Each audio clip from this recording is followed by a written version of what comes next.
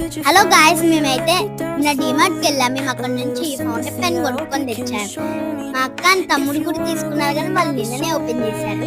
నేను వీడియో కోసం కూడా కాదు, మీకోసం ఈరోజు ఓపెన్ చేస్తున్నా. ఇప్పుడు ఇది ఎలా సెట్ చేయాలో చూపిస్తాను.